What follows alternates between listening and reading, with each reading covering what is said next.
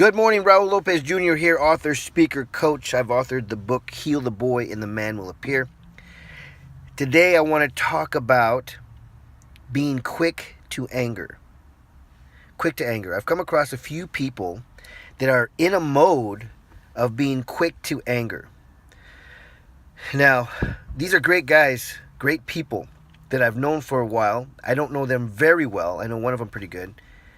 And I've realized that to be quick to anger, to jump quick to anger, means you're in a consistent state of negativity.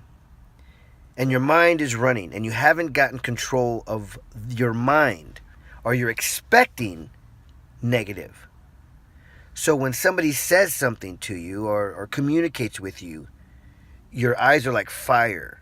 And I'm saying this because I've experienced it. Your eyes are like fire, and you read through something or you hear something so quickly, you perceive it in a negative way, and you're quick to anger because you feel like you have to defend yourself. Really, no, you said this, you said that, and it's not even what is said to you, or it's not meant in even any way close.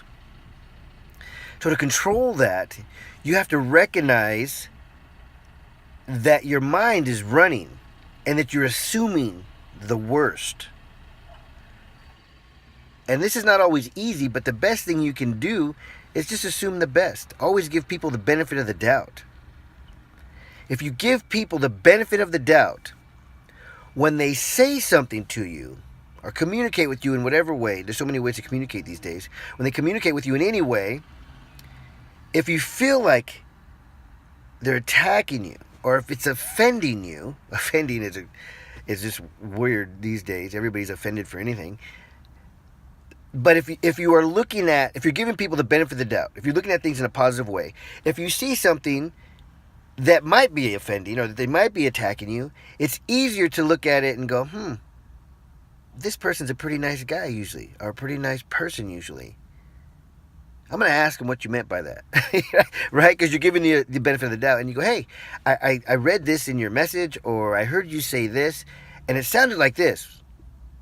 And they're probably going to go, oh, no, I didn't mean it that way. In fact, sometimes when I'm going back and forth via an email or a message, a text or something like that, if I see the message going south where it can be negative, I always say, hey, let's get on a phone call, because things aren't usually interpreted the right way via email or a text or a message or something. And I'll get on a phone call, because you can't read in text somebody's emotion. But you can read it with your emotion that you're currently in. So if you've been quick to anger, it's a great subject for for checking your internal dialogue, right? What are you expecting in a conversation? If you're expecting negativity, you're going to approach the conversation in negativity, and the conversation will probably go negative. If you have one person at least on the side, or one person in the conversation who's able to recognize self-dialogue, who's able to see that there's something happening here before we even start talking, then they can kind of calm it down. But more likely, if somebody snaps at you, you're going to snap back. Or you're just going to say, I don't want to talk to you, leave me alone. And it's all over perception prior to you even having the conversation. So, quick to anger usually has to do with self-dialogue and your expectation. And what have we all heard, or what have I heard many times over? Change your expectation for appreciation. Give people the benefit of the doubt, and the conversation will go better. Doesn't mean it's always perfect conversations. It might be something is going to be difficult conversation, but if you go in it with the perspective of, okay, I'm going to go into this conversation in a positive way and try and work this out, then it'll always be a better conversation.